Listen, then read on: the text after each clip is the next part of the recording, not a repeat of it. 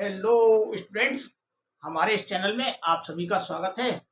जैसा कि आप जानते ही हैं, इस चैनल में आपको विज्ञान, गणित तथा इंग्लिश की अध्ययन कराया जा रहा है। तो आज के इस वीडियो में हम आपको 10th मैथमेटिक्स की NCERT फोल्डर की एक्सरसाइज 2.4 का क्वेश्चन नंबर 1 का सेकेंड पार्ट का हल बताते हैं। जैसा कि इससे पहले के वीडियो में हमने आपको इसका फर्स्ट पार्ट का सॉल्यूशन दिया था, तो आज इसके सेकंड पार्ट को लेते हैं और उसका हल देखते हैं। तो जैसा कि इसमें देखिए दिया हुआ है त्रिघात बहुपद है और इसके शून्य दे रखे हैं। देखिए 2 1 1, तो जैसे वहां भी शून्य दिए थे, तो इन शून्यकों को हमको सिद्ध करके दिखाना है कि ये शून्य इसी बहुपद के हैं। तो चलिए देखते हैं इसका हल। इनको क्या है कि इन शून्यकों को पहले तो हम बारी बारी से हम जो है इनके जो x के मान है, ये जहाँ जहाँ x आया है इनको बारी बारी से x की जगह पे रखते हैं, x के स्थान पर रखते हैं। क्योंकि ये शून्य जो होते हैं ये x की वैल्यूज ही होती हैं, x के मान ही होते हैं जो कि हम गुणनखंड से निकालते हैं और फैक्टराइजेशन करके जो निकालते हैं वही मान है ये। और इनको हम रखते हैं तो ये हमारे जो है इक्वेशन की जो वैल्यू है, जो व्यंजक की जो वैल्यू हल करने पे आता है वो 0 आना चाहिए। अगर 0 आता है तो हम समझते हैं कि हाँ ये इसका शून्यक है। अगर 0 नहीं आएगा तो ये शून्यक नहीं माना जाएगा। तो इस तरीके से जैसे पिछले वीडियो में हल करा था, आज भी उसी तरीके से हल करते हैं। तो सबसे पहले क्या करते हैं कि इसके जो इसका व्यापक मानक रूप है उससे इसकी तुलना करते हैं। तो चलिए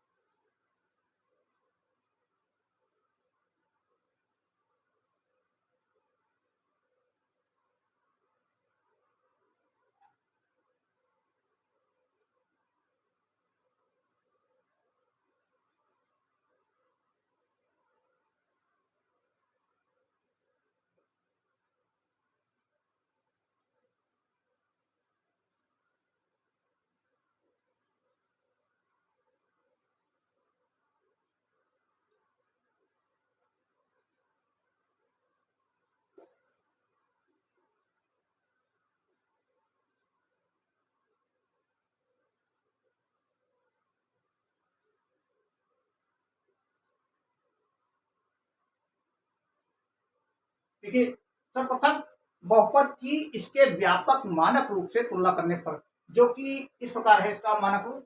ये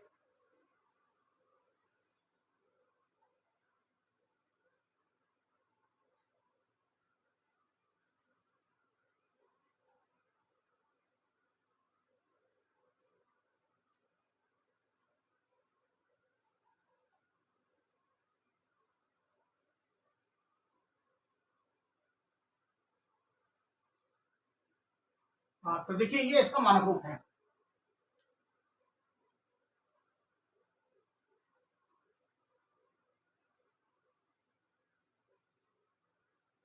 यही है मानक रूप इसका। तो ये एक मानक रूप क्या होता है? एक मॉडल होता है, एक नमूना होता है, फॉर्म होता है। तो इसी फॉर्म में जो है जितनी भी द्विघात बहुपद होती है, प्राइम पॉलिनोमियल होती है, वो जो है इसी तरीके की होती है। और इसमें इसकी जो वैल्यूज होती है, देखिए जो इसके कोफिशिएंट की वैल्यू होती है वो इससे मिलाते हैं इस बहुपद से। तो यहाँ पे देखिए, तो इसमें जो है जैसे ये आया है A B C and D, ये जो है इनको हम इसकी तुलना करते हैं। मतलब इसको तोलते हैं, इसको रिजेंबल करते हैं, एक दूसरे को मिला के रखते हैं। तुल्यकांक मतलब तोलना हुआ, तोलने का मतलब एक उसको उसकी बराबरी देखते हैं, कितने उसके बराबर है कि नहीं है, कितना बराबर है इसके। तो यहाँ पे देखिए तुलना करने में क्या आता है, देखिए A इक्वल टू ए जो है, ये ए की वैल्यू क्या है यहाँ पर, ये ए क्या है, ये एक्स क्यूब का गुणांक है, एक्स क्यूब का गुणांक है। और यहाँ भी देखिए एक्स क्यूब का गुणांक जो है वो ए यहाँ भी है, ये जो ए है यहाँ भी है, वो यहाँ कितना है उसी को लिखना है यहाँ पर। ए इक्वल टू ये हमारा है, यहाँ इसको देख के लिखेंगे a इक्वल टू यहाँ कितना है, यहाँ है 1 है, क्योंकि यहाँ कोई जब संख्या नहीं है तो ये 1 माना जाएगा 1। इसी तरीके से b इक्वल टू कितना हो जाएगा हमारा b। अब देखिए b कौन सा है, ये एक्स स्क्वायर का गुणांक है, तो एक्स स्क्वायर का गुणांक यहाँ क्या है, यहाँ ये b है हमारा, और ये भी यहाँ कितना है देखिए, यहाँ इस इक्वेशन में b जो है -4 है, तो यहाँ लिखेंगे -4।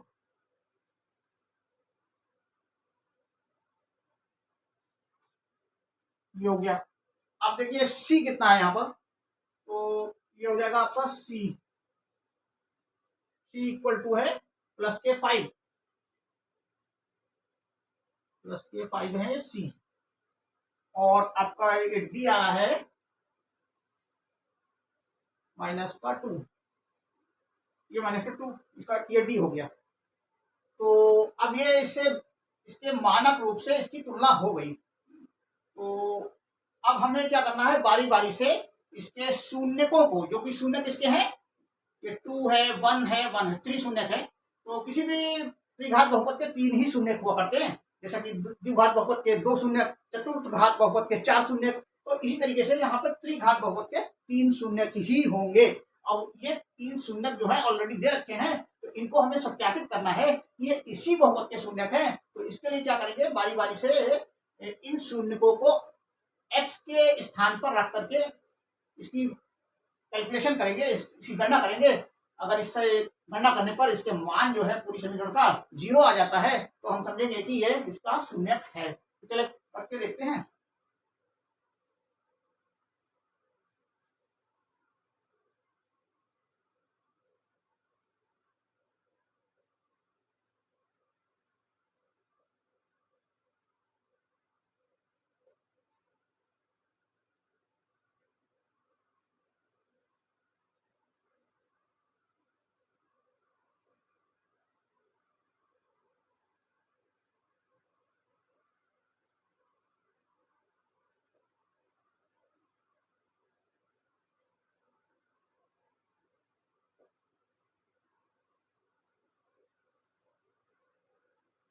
हाँ, अब बारी बारी से प्रत्येक शून्य को हम बहुपद में रखते हैं। तो पहला शून्यक लेते हैं 2, तो यहाँ समीकरण हमारी देखिए क्या है, ये x3, तो ये हो जाएगा 2 माइनस, ये क्या है 2 है प्लस का, तो ये हो जाएगा आपका, इसको देख के रखेंगे, और ये अब आएगा -4 इंटू ये एक्स स्क्वायर है, तो x की जगह पर हम रखेंगे इसमें 2, यहाँ भी 2 रखेंगे, यहाँ भी 2 रख रहे हैं। इसका जो है यहाँ स्क्वायर है, तो यहाँ भी स्क्वायर कर देंगे, और ये +5 है, और इंटू एक्स जो है हमारा यहाँ ये 2 ही आएगा, और -2 ये रखेंगे। देखिए अब चूंकि यहाँ पे कोई x है नहीं, तो इसलिए इसको यही लिख के छोड़ देंगे, और जहां जहां x आया था उसकी जगह पे हमने जो है ये शून्य का मान रखा है, तो ये हुआ x का मान है, ये x इक्वल टू 2 रख दिया हमने इस बहुपद में। तो अब इसका जो वैल्यू आ रहा है निकल के देखिए क्या आ रहा है, देख लेते हैं। ये जाएगा 2 इंटू 2 इंटू 2, खोल देते हैं इसको, ये माइनस हो जाएगा 4 इंटू 2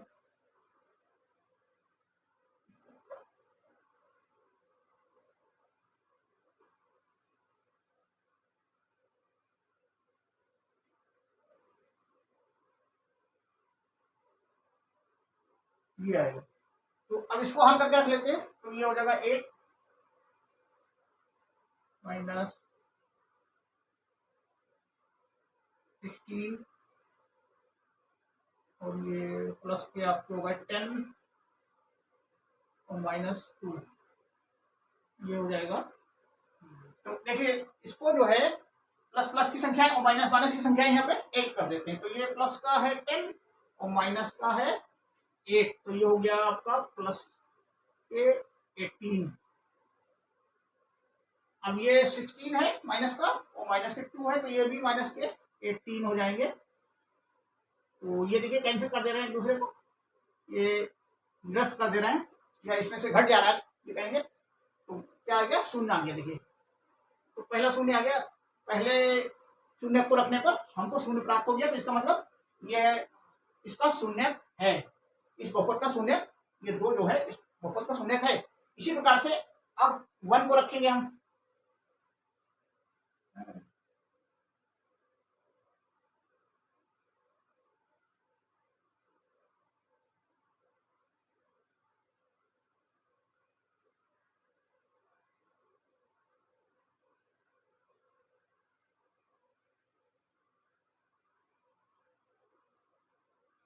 हाँ, अब देखिए क्या करते हैं, इसी प्रकार से x इक्वल टू 1 लेने पर 1 ले लिया आपने, 1 रख दिया इसमें इसी बहुपद में, तो इसकी जगह पे 1 रखेंगे तो ये हो जाएगा आपका x की पावर 3 माइनस 4 इंटू एक्स की पावर 2 प्लस 5 इंटू 1, एक्स की 1 रख दिए माइनस 2। तो देखिए अब इसको खोल दिए तो यहाँ पर क्या आएगा, देखिए ये 1 ही आएगा। 1 into 1 into 1 equal to 1 minus 4। अभी देखिए 4 में ये 1 स्क्वायर होगा तो 1 स्क्वायर का वैल्यू 1 ही होगा, तो ये 4 1 सा 4 आ जाएगा ये भी। और प्लस ये 5 1 सा 5 माइनस 2, ये इक्वल टू क्या आ रहा है, देखिए इसमें भी प्लस माइनस की, प्लस प्लस की माइनस माइनस की जो डिजिट है उनको हम ऐड करके रख लेते हैं। तो ये 5 प्लस का और ये 1 प्लस का, तो ये आपका हो गया प्लस का 6। और ये देखिए 4 माइनस माइनस का 4 माइनस का 2, ये बन गया आपका माइनस का 6। तो ये भी देखिए ये निरस्त हो जा रहा है यहाँ पर और ये 0 हो जा रहा है। इसका मतलब ये हुआ ये जो 1 है हमारा, ये भी इसका शून्यक है। तो इसका मान हमने जो है x इक्वल टू 1 रखने पर हमने प्राप्त किया इसको, तो ये 0 आ रहा है। देखिए तो अब रह गया ये वाला 1, तो ये भी सेम इसी प्रकार से रखा जाएगा। इसको दोबारा रखने की जरूरत नहीं है, आप रख सकते हो दोबारा से इक्वेशन में करके दिखा सकते हो, लेकिन क्या जरूरत है, जो मान यहाँ रखे हैं हम वही फिर भी शून्य ही आएगा। तो इसका मतलब क्या हुआ, ये जो तीनों शून्यक हैं इसी बहुपद के हैं। तो ये हमको सिद्ध हो गया, ये तीनों शून्यक इस बहुपद के हैं। तो अब क्या करना है, इसमें ये देखना है कि इसके जो शून्यकों और गुणांकों के बीच जो संबंध है वो सही है कि नहीं, सत्यापित है कि नहीं है, वो भी करना है। तो इसके लिए क्या करते हैं, शून्यकों के योगफल तथा गुणनफल ज्ञात करते हैं। अब शून्यकों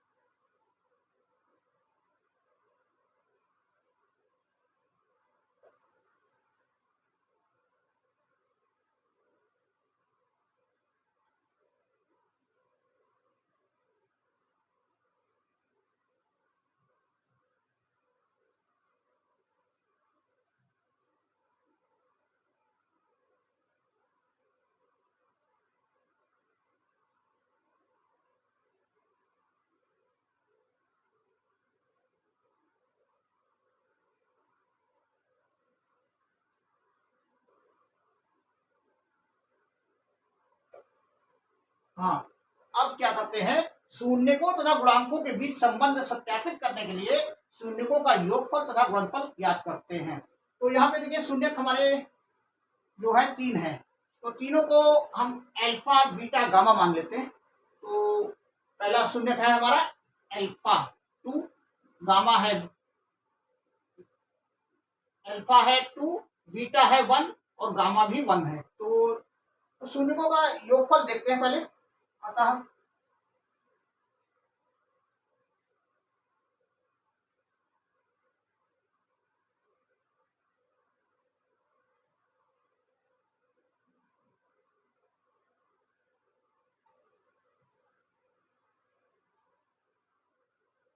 शून्यकों का योगफल ये बराबर होता है हमारा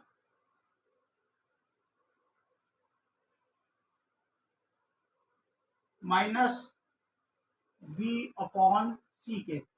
ये बी अपॉन सी के होता है, या फिर इसके होता है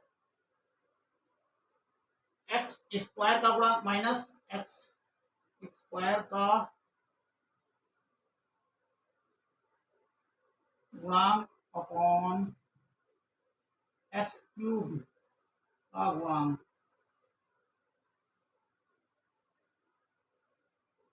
तो अब यहाँ पे देखिए शून्यकों का योगफल हम देख लेते हैं। तो यहाँ पे शून्य हमारा पहला है अल्फा प्लस बीटा और ये प्लस गामा।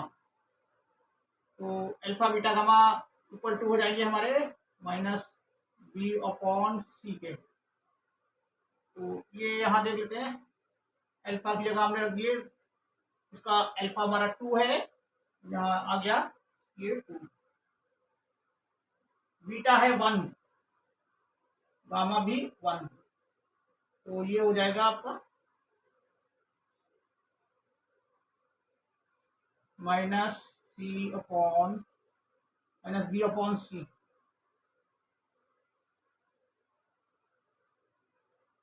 तो ये आपका हो गया देखिए 2 3 4।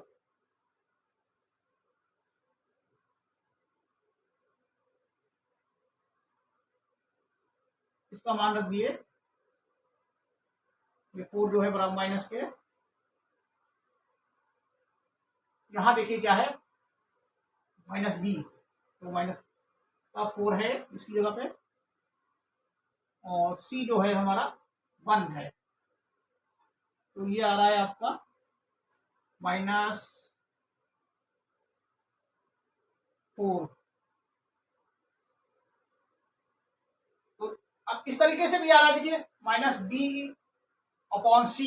यहाँ देख लेते हैं, तो माइनस बी जो है हमारा ये 4 है, और सी जो है हमारा ये एक्स क्यूब का गुणांक है। तो यहाँ पे एक्स क्यूब का गुणांक जो 1 है, और माइनस बी ये -4 है। तो इस तरीके से इसमें डिवीजन कराए तो ये माइनस का 4 ही आंसर आ रहा है ये।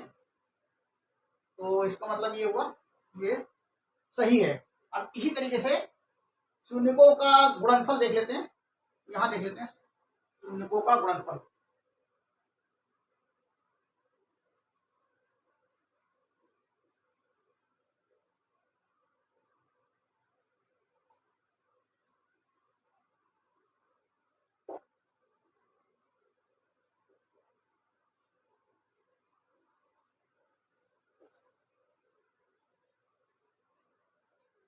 ये बराबर होता है, अब देखिए पहले जैसे पहले वाले वीडियो के थे, दो दो को आपस में गुणा कराते हैं, alpha beta, beta gamma, gamma alpha, इस तरीके से इनको दो दो के जोड़े में गुणा करा के फिर जोड़ते हैं। तो जैसे alpha into beta plus beta into gamma plus ये गामा इंटू अल्फा। तो ये आपका हो जाता है, ये हो जाता है सी अपॉन ए के, सी अपॉन ए के हो जाता है, या फिर ये आपका एक्स का गुणांक हो जाता है, एक्स का गुणांक, और ये बटे हो जाएगा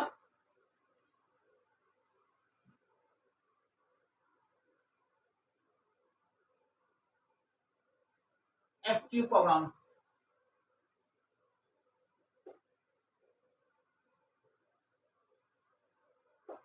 इस तरीके से। तो यहाँ देख लीजिए अल्फा बीटा की गुणा कराते हैं, तो अल्फा हमारा क्या है, यहाँ देखते हैं अल्फा है 2,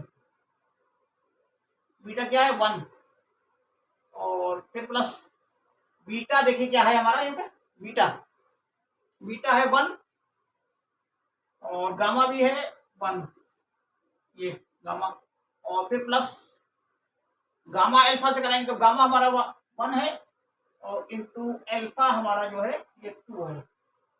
तो ये कितना आ रहा है, देखिए इसकी वैल्यू क्या आ रही है, यहाँ लिख लेंगे, और यहाँ भी देखते हैं ऐसे भी इक्वेशन में लिख लेंगे ये सी अपॉन ए, तो हमारा सी कितना है +5 है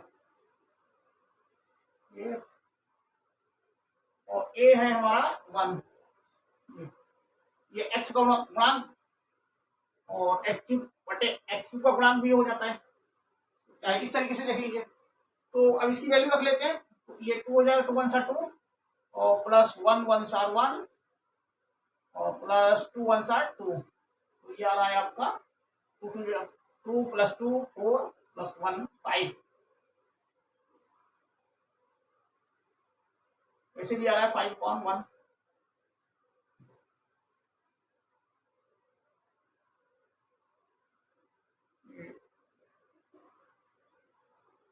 इसको इस तरीके से लिख लेते हैं, C/A = -5/1, या इसको ये 5 = C/A। तो अब ए से डिवीजन करें, 1 से डिवीजन करेंगे तो 5 ही आएगा, 5, ये देखिए इस तरीके से ये आ गया। तो ये मतलब जो है शर्तों को पूरा कर रहा है, जो भी शर्तें दे रखी हैं इसकी, alpha beta beta gamma gamma alpha को जब जोड़ते हैं तो ये C/A के होता है, या फिर x का गुणांक अपॉन x क्यूब का गुणांक होता है, तो ये जो है इसकी शर्त को पूरी कर रहा है। इसको गणना करने में हमारा इतना आ ही रहा है। तो इसी तरीके से अब अल्फा बीटा गामा कर लेते हैं, इसकी गुणनफल देख लेते हैं, वो d के बराबर आता है -d/a के, तो ये हो जाता है इसी प्रकार से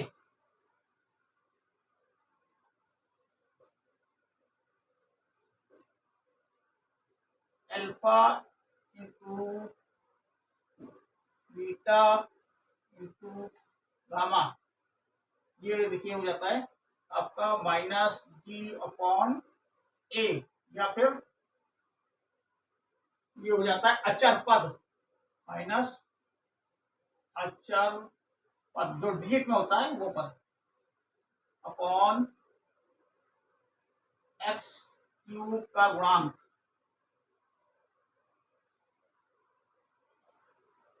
ये। तो अब हमने इसके मान रख लिए यहाँ पे अल्फा के, अल्फा है हमारा 2 इंटू बीटा है 1, गामा भी 1 है, तो ये अच्छा ये जो वैल्यू है -d/a को भी देख लेते हैं इक्वेशन से, तो -d हमारा क्या है, अचर पद है, ये अचर पद है, ये अचर पद ये आपका कितना है -2 है, यहाँ पर ये माइनस क्योंकि पहले से लगा हुआ है, तो ये हो जाएगा -2 इस तरीके से, ये देखिए बाहर माइनस रहेगा क्योंकि सूत्र में ही है, ये कंडीशन में है, कंडीशन में दे रखा है माइनस अचर पद अपॉन एक्स क्यूब का गुणांक, तो यहाँ पे देखिए माइनस पहले से लगा रखा है, और -2 जो है आपका अचर पद है ही है पहले से, तो इसमें आप करेंगे एक्स क्यूब का गुणांक और लिख देंगे, तो एक्स क्यूब का गुणांक तो वही रहेगा, सेम रहेगा हर जगह, जो कि 1 है। देखिए इसका गुणांक जो है, इसके बगल में जो संख्या होती है वही गुणांक होता है। अब यहाँ बगल में संख्या आपको कुछ दिख नहीं रही है, तो आप कहेंगे यहाँ कुछ नहीं है, कुछ नहीं का मतलब क्या है, 0 हो जाएगा, फिर कुछ है इसका मतलब तभी ये एक्स क्यूब आया है, नहीं तो अगर 0 होता, कुछ नहीं होता यहाँ, तो 0 मानते, और 0 का मतलब क्या होता है, फिर इसकी वैल्यू जो है 0 हो जाएगी, ये खाली स्थान हो जाएगा, ब्लैंक हो जाएगा, तो ब्लैंक नहीं है, जबकि एक्स क्यूब है, तो यहाँ पर ये 1 है, तो यहाँ पे 1 से इसको डिवाइड कर देते हैं, ए का जो वैल्यू है या एक्स क्यूब का जो गुणांक है वो 1 है, तो अब आपका ये आ जाएगा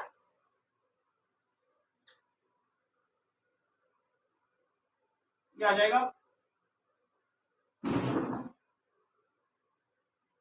आगे आ जाएगा, ये माइनस है बाहर, तो ये प्लस का हो जाएगा आपका 2/1,